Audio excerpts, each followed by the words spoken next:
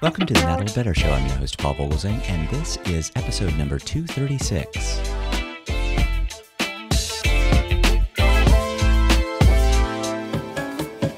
As part of our Business Buildout Interview Series, our guest today on the Not Old Better Show is Ted Fischer.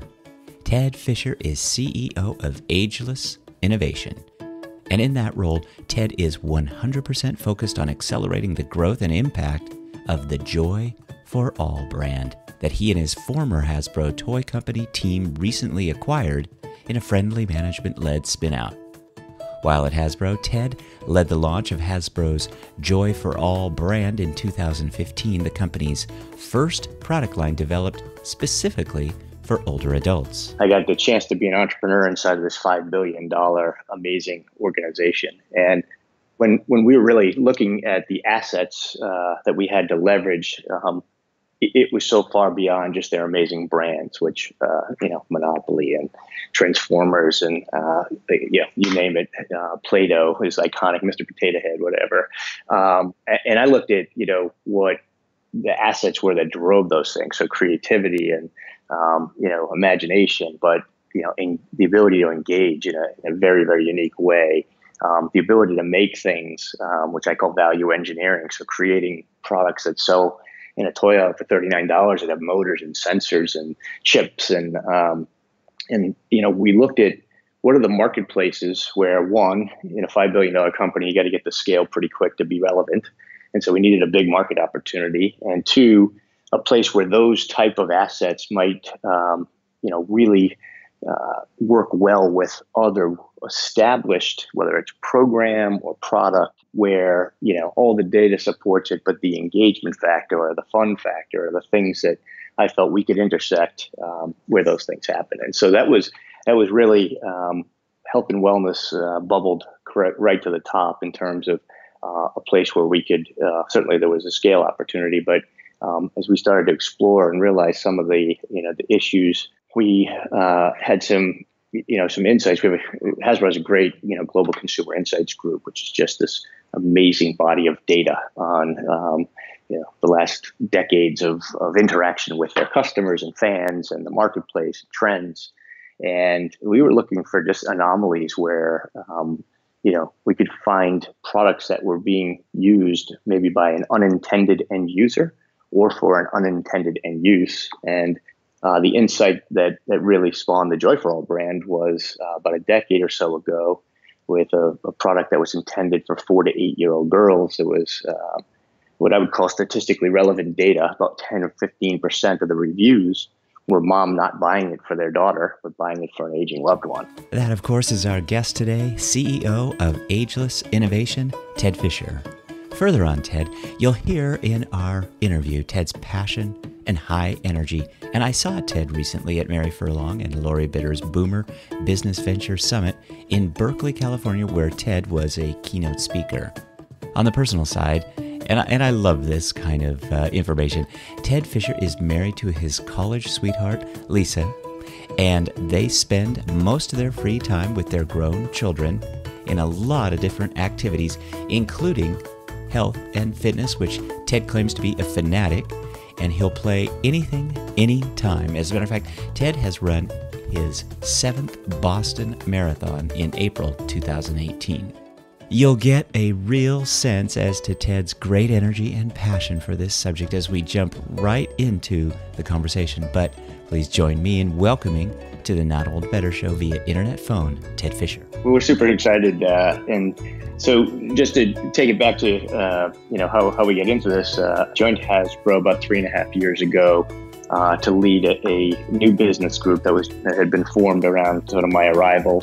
And the intent of this group was to leverage Hasbro's assets in new markets and new channels. So I simply define that as, not in the toy aisle at big box retail, which is where, 90+% of Hasbro derives their revenue. And which was an unbelievable opportunity for someone who sort of fancies himself as an entrepreneur, having been part of, a handful of early stage or startups that I either founded, co-founded, or came in at an early stage to help run. And One of our first launches, we launched a product called Nerf Energy, co-branded with United Healthcare, who were focused on, this, childhood obesity issue, certainly in their community and state organization, which served the Medicaid population, and found that there just wasn't the outlets for these kids, and so they created a great program, around helping kids be healthy and active, but. And I looked at it and said, well, all the data supports the type of things that we might do. And we we were very early in some innovation around, children's, activity tracker, which was tied to an app game under the Nerf brand. And one thing I knew for sure is that kids love the Nerf brand. And so if we could find a way to marry those two things. And so we sort of pulled the innovation out of a drawer, went to United Healthcare, co-branded it, and launched it in a really unique B2B way where we sold them and basically the premise was that the kids wear the activity tracker on their wrist, and their activity actually powered their avatar in a video game. And so the more healthy and active they were, the more powers their avatar had, the more they could do. And so we launched that. And at the same time, we had some insights. Hasbro has a great, global consumer insights group, which is just this amazing body of data on, the last decades of interaction with their customers and fans and the marketplace trends. And we were looking for just anomalies where, we could find products that were being used maybe by an unintended end user or for an unintended end use. And the insight that really spawned the Joy for All brand was about a decade or so ago with a product that was intended for 4 to 8 year old girls. It was what I would call statistically relevant data. About 10 or 15% of the reviews were mom not buying it for their daughter, but buying it for an aging loved one. And as we dug into that, that seemed to be, again, something that you could build on if it was true. So we went out and literally, we went to every senior center that would let us in the door. We went to assisted living, skilled nursing. We went to people's homes. We were like, who's got aging, relatives who are lonely, or and we found a couple things. One, and we also had a group of seniors in our fun lab for the first time ever, which was the most amazing day, and I think crystallized this opportunity for us. And the fun lab is it's a very controlled sort of environment within Hasbro. It's where we test, toys and bring kids in, glass wall and, 10 people behind with pads trying to write down. It's, microphoned, et cetera. And it's well scripted in terms of, it could just be, let's see what they, sort of what they move to and how easy it is for them to get and those type of things, or really try to look at play patterns or concept, whatever it might be. We did the same thing, except we brought in a group of about 20 older adults, most of them in wheelchairs, walkers, and it was, as described by the people who actually run the Fun Lab, the most fun day that they've ever had.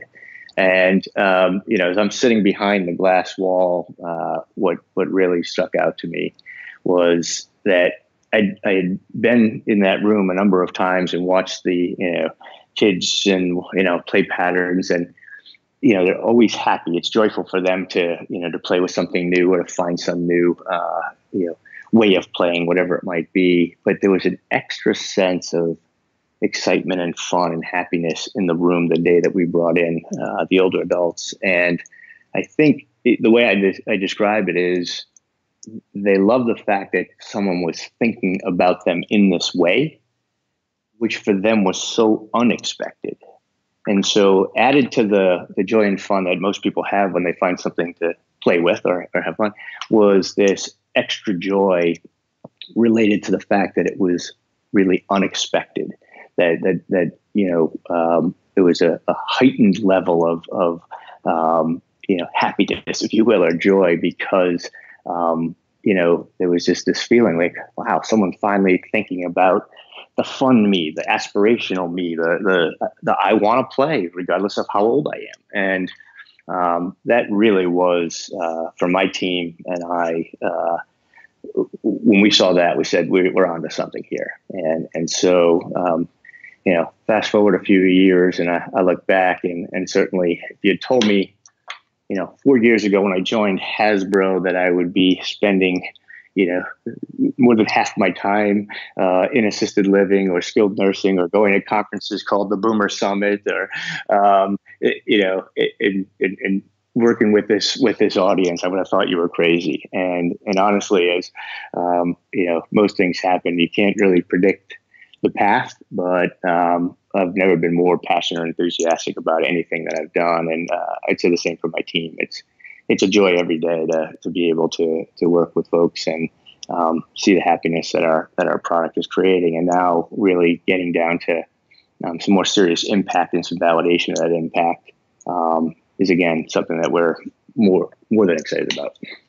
Well, thank you for that. That story is wonderful, and I've had a chance to meet you. I've seen you speak a couple times now, and over the past 3 years, as I've gotten to know you a little bit and know the products, I think this really does speak to your insights as a leader, the research that you do, and the ability to kind of take this to market. So let's talk about taking these products to market, and maybe tell us a little bit about the Joy for All product, because as I first experienced it, I just thought this is brilliant, and the term that you use, this kind of unintended use or unintended purpose, I think is brilliant, because I think there's so often there are products that might have a relevance for my audience. Maybe they need to be modified slightly, but this one was just right on from the start. So describe it a little bit for my audience who might not be familiar with the companion pet and the Joy for All product.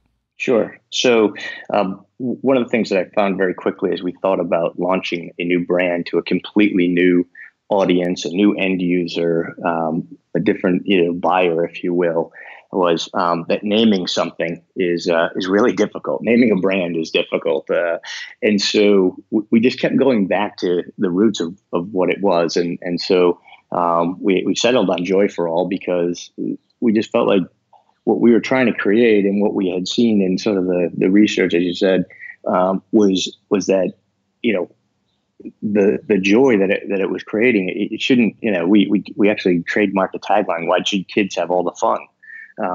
Because it's the truth, and what you realize is just no one's focused there, and so the business opportunity, the void, the gap, if you will, of products that are fun and joyful and help with connectedness and help with meaningful interactions and connection. There's really a void of them, and so we launched the Joy for All brand. The product that we launched with was the Joy for All companion pet cat, and we were really excited about it. And the real second challenge that we faced is that, okay, where are we going to sell this? Because as I did my research and the team did theirs, there really is not an aisle in a retailer that fits this, what I would say is not even a category, And so when we would tour through retail, whether it was in big box or it was in, pharmacy or whatever it was, the aisle where most of the products are sold for this amazing population of older adults is not very aspirational. We'll just leave it at that. So a lot of necessary products, which I get, but I just don't think at retail we're thinking enough about the aspirational aspects of the older adult population. And so we decided to do an online only. We launched on joyforall.com, and we launched on Amazon, and to our great happiness and surprise, we sold out on Amazon in about little less than 48 hours, and that was sort of the beginning of the enthusiasm. And so the products themselves are, that key insight that I mentioned earlier around the unexpected happiness and joy. We coupled that with what we saw going on in this marketplace, which is an epidemic, if you will, of loneliness and social isolation as folks age. And we heard consistently from the people we talked with this desire for interactive companionship. And so, we had seen a lot of things as we toured around and saw people and how people were connecting with inanimate objects. It could be stuffed animals, it could be baby dolls, whatever it might be. But most of those didn't give anything back, truly give anything back. And so our idea was, let's, listen to the consumer and ask them what they would like. And they told us about realism, and they told us about affordability, and they told us that cats, when they purr, they actually vibrate. You can actually feel this vibration in their body as they purr and you pet it. So we created a technology called VibraPurr, and it's one of the features we hear most about in the cat. So when it purrs, so the cat has sensors and also 32 different sounds, and so when it purrs, you can actually feel that vibration in the pet. So when it sits, there's this tactile interaction that's happening. So the idea was you do something, you get something back. But we also heard that cats never do what you want them to do when you want them to do it. And so in that, we built a random play pattern so that you may pet the cat on the back and hit the sensor that's there, and it may do nothing, or it may roll over, or it may meow, or it may purr, but it's not going to do the same thing when you expect it to do it. So those type of things, I mean, even down to things like tapered whiskers, which, sounds, I remember sitting in my first meetings and talking about paw pads and tapered whiskers. And as a new guy into this industry, all I saw was the cost of the product going up. And the designer said, no, we're hearing realism. We've got to, thank God I was, either smart enough or dumb enough to listen. But, the designers were just amazing. And so we hear often about that realism. We hear how important it is. And so that was the first product. And then a year later, we followed with the Joy for All companion pet Golden Pup, which, once we launched the cat, the 50% of the world that are dog people, the reviews said, yeah, I got a cat, but when's the dog coming out? And so we solved that a year later and launched with the pup. And so, it's been amazing to watch the media attention that we've gotten that really, I think there was a number of things that worked there. One, this big company, Hasbro, going into this new market was exciting. So that caught a lot of people's attention. And two, I think that there's just this growing sort of enthusiasm for this population in general. And so things that are happening that are getting more attention. And three, there was this crazy thing about cats on the internet, which I still don't really understand, but it's real. And so it drove some of the enthusiasm and the excitement. So, the affordability piece is something that we felt was so important. And we wanted to make it feature rich. We wanted to make it realistic. We wanted to do all the things with it, but we also wanted it to be something that, was, affordable for all. And really, the idea was to keep the price point at $100. And there's a lot of other robotic and animatronic things on the market that are thousands and thousands of dollars, which, that's a one-to-many model in a lot of cases because most people can't afford to pay for those things. And we thought there'd be benefit to, this feeling of ownership, or this feeling that it was theirs, this feeling that this is my cat, this is my dog. And we found that really has been true. I mean, it's a very, I look at it and excited about the impact that it's had, but I also, I look at it and say, part of the beauty of it is it's simple. You take it out of the box, you really don't need to read directions. It's a cat, it's a dog. You pick it up, you name it Fluffy, you pet it, you hug it, and so I think that's been part of the magic as well. Just brilliant insights. My hat's off to you and the team, because I think this idea of the vibration and the purring, the tactile element, I think that's so smart. I have also heard you talk a little bit about this notion of sensitivity to dander in caregiving facilities, and I thought that was a brilliant insight too. So talk a little bit about what you learned with regard to the subject of dander, because you probably didn't expect that you would be thinking much about dander joining Hasbro and creating Ageless Innovation either. Yeah, that's for sure. So I think as we work closely with we had some local communities here that were our first initial, and one of the great parts of it is they felt like they were part of the product team. And so, we'd have this regular Thursday. There was a couple of places. We had one on Wednesday, one on Thursday, and we'd go with the next iteration, the next thing. And, what we saw is was pet therapy happening at these places. There's a lot of things that, but we also found out that, it was a pretty short visit in most cases. And in a lot of cases, many places don't allow pets. And so when, I come clean with this often, but I've not been a big cat guy my whole life because I've been allergic to them my entire life. And so when we're in the same room, there's something, one of us has to leave, And so, one of the unexpected things, again, that we see is that, we hear all the time, I was allergic to cats my whole life, but always thought they were beautiful and, always wanted them. And so we started to put a few taglines in our messaging, no litter box, just love. And, you get the cat without the dander kind of thing. So for not being, something allergic, as well as, we're hearing in a lot of places, and we've worked now with some of the larger memory care communities and some of they're creating a program around, sort of this companion pet therapy with Joy for All. And some of the benefits are our cats and dogs will stay all day if you want them to, and they don't have to go home at some point.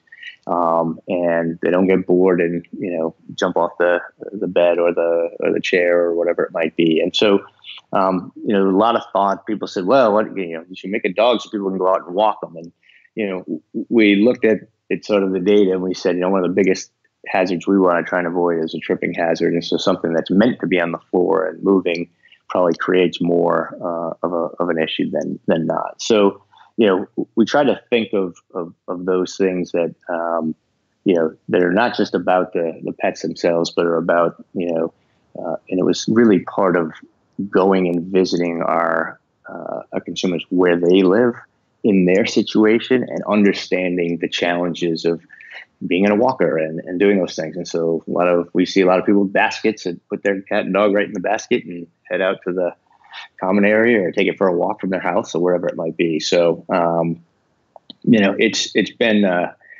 learning experience all the way. And I will tell you one thing that we figured out early. I think the first round of products that we made on the cat didn't include a brush. And we quickly found that, we heard all the time that people were like, well, you brush it, it looks so beautiful. So in the next production run, we included a brush, and we found that that's another piece of the tactile interaction that people are just calming, soothing, and people love to do it. So it's, we're trying to keep listening and learning from whether it's, just lack of knowledge or mistake. We're trying to get smarter every day. Yeah, well, it does impress me how smart you are with this product, because I think whether it's the idea of loneliness or social isolation or dander, fall prevention, all of these things, there is a real need in my audience to experience something that's going to move us beyond some of those issues, some of those problems, and you've done that. So I have done a fair bit of research. I, of course, have seen what you've done on Amazon in terms of sales to consumers. Does the company Ageless Innovation also foresee, or maybe you even have currently, kind of a business-to-business direction where you're selling directly to businesses? And are you going so far as to create partnerships with organizations? Because I do recall seeing something about Meals on Wheels as a partnership. Right. Yeah, that's correct. So, early on, one of sort of my personal, non-negotiable issues, which is why Hasbro is just such a great company, because it's the most mission-driven. Their mission is to create the world's best play experience, but their purpose, which they live every day, is to make the world a better place for children and their families. And so, I'm a mission-driven guy and felt like I needed to be somewhere where I could be part of something that wasn't just, on its surface, a great product with a great financial result. We built into our business plans of a double impact bottom line, which is we not only want to do well financially so we continue to do what we do, but we want to make sure that we're giving back in some way or having impact in a positive way on whatever audience. And this was before we knew it was going to be, the Joy for All brand. But once we had established that early on, there were a couple things that we did. So partnerships have been a key piece of our strategy right from the beginning. I felt early on that Hasbro had very little credibility in the health and wellness space on its own. Not that there weren't so many things that we were doing that could benefit or could be solving similar or same problems from a different skill set. And so I just felt like partnering was going to be the way we were going to amplify impact. And therefore looking for, like, as I described earlier with the Nerf Energy product is, we didn't educate United Healthcare on, how many minutes kids needed to be active or what the impact of, the food deserts and, eating, a carbohydrate-laden meal that, et cetera, et cetera. They knew all that. They had all the data. But I felt like they had a great programmatic foundation without the ability to engage as well as we could together and therefore amplify impact. And similarly, when we launched Joy for All, early on, it was, we didn't want to make assumptions about where we were going to have impact in terms of, whether it be a condition like cognitive impairment with dementia, Alzheimer's, or the like. But we did know that, nutrition was real. I had met Ellie, the CEO of Meals on Wheels, at a conference. I thought she was one of the most inspiring, enthusiastic, engaging people I had met. And understanding that in a very high percentage, I'll misquote it, but somewhere in the 85 to 95% range of the recipients of the 3 million meals a day in this country that they serve, the interaction they have with the deliverer is the only social interaction they have that day. And so, with Meals on Wheels, their mantra being more than just a meal, they're trying to keep people, as I'd prefer to say, as I heard Charlotte Yeh say, thriving in motion as opposed to aging in place, which she's banned that statement. But living independently and living well, you've got to eat. And so we knew nutrition was a big part of that, but we also knew that the fact that that person can only be there for so long, do the safety check, deliver the meal. How about if we, partnered up and we left the ability for a little companionship to stay?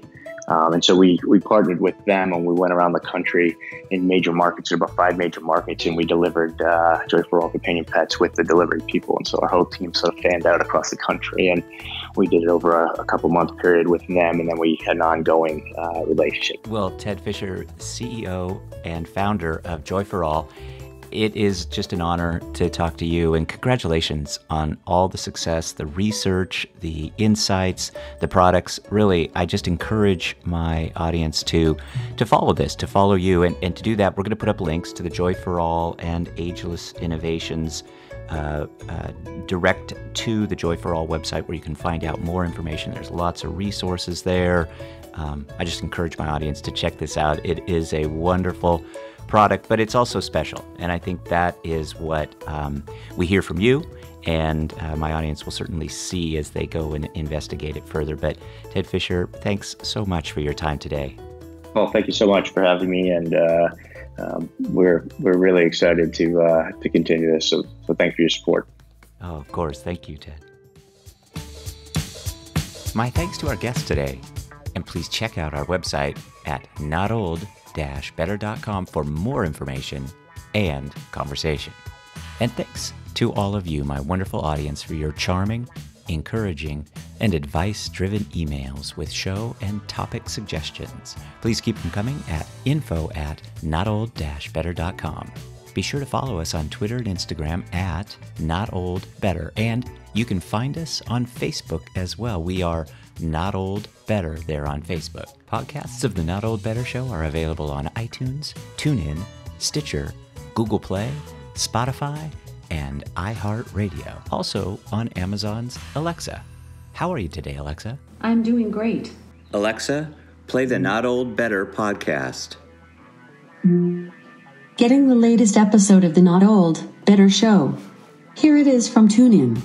You can always find us online at notold-better.com, where you can find all of our archives. You can share a link, you can get in touch, and I look forward to hearing from you. I'm Paul Vogelzang, and please, everyone, let's talk about better. The Not Old Better Show. Thanks, everybody.